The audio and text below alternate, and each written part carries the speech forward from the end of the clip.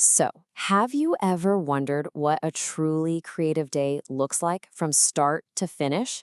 Today, we're getting a really unique, detailed peek into a single 24-hour cycle in the life of Nicholas Alexander Benson. We're going to follow his process all the way from a wild, lucid dream to the final project he wrapped up in the evening. And this quote right here from his own Dream Analysis podcast, it just sets the stage perfectly. His day on August 12th wasn't just, a bunch of things that happened. It was a whole narrative.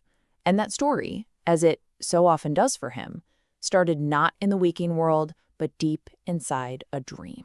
All right, so how does a day like this actually kick off? Well, for Benson, it starts way before dawn.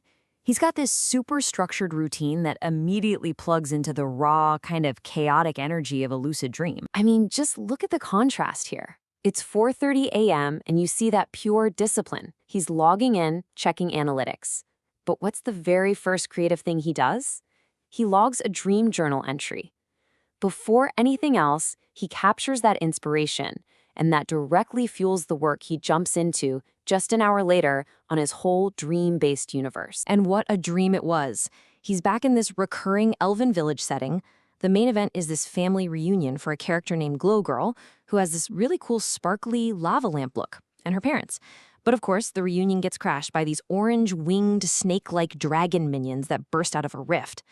Now, instead of some big fight, Benson, who is lucid, he's aware and in control, he uses a spell from his own established magic system to just close the portal and cut the minions off. Pretty slick. So, yeah, this clearly wasn't just some random dream. It was a whole complex event. So, what did it all mean? And how was he able to control it with that much precision? This brings us to a really fascinating concept that his AI assistant, Nova 5, actually called lucid adaptability. You see, Benson didn't just invent that porta spell right on the spot. He was drawing from this deep, deep well of lore he'd built for these characters way back in 4th and 5th grade. He's literally using decades-old personal world building as an improv toolkit to solve problems inside the dream, in real time. And this really shows you the two layers of what the dream meant. Symbolically, that family reunion is all about him reconnecting with where his creativity came from, his childhood.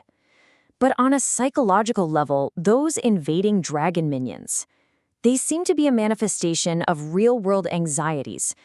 Things like stress over his family's health, trying to disrupt that creative peace. Okay, so here's where the dream stops being just, an experience in his head.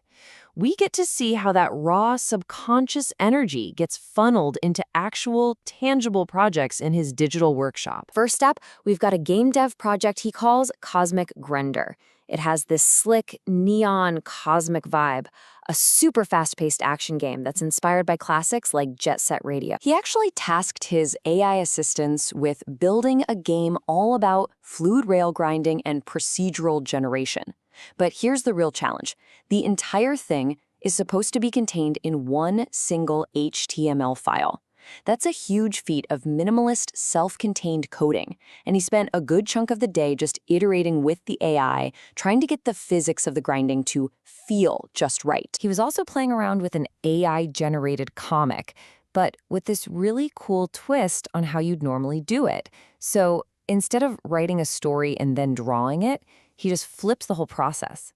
He generates a bunch of standalone character art first, then feeds those disconnected images to an AI story tool, and basically lets the AI figure out how to connect the dots and build a story. And the result was this story called Sorcha and the Sweet Escape, all about a dimensional hopping sorceress. The AI actually built a full narrative for her, and her personality really shines through in lines like this one, which she says right before a big battle. "Honey, I don't do turning back." But his day wasn't just about making stuff, though. It was also about stepping back and really thinking about the tools he was using. So in a conversation with a friend, the topic of AI came up, and Benson made this really sharp distinction between two key ideas. He argued that the Eliza effect, which is our human tendency to project meaning onto simple computer programs, is totally different from the Turing test, which actually measures an AI's ability to be intelligent.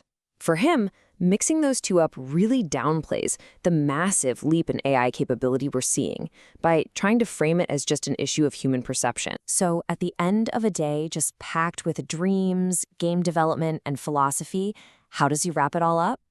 He uses this really unique final ritual, the highlight comic. He makes a highlight comic. It's like a visual journal entry that's a perfect snapshot of the whole day.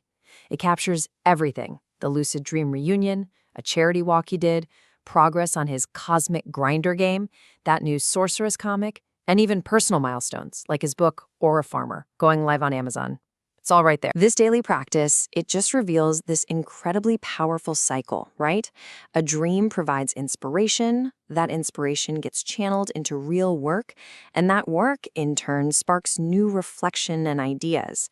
It's a continuous, self-fueling loop of creativity, and it kind of leaves us with a final question to think about for ourselves.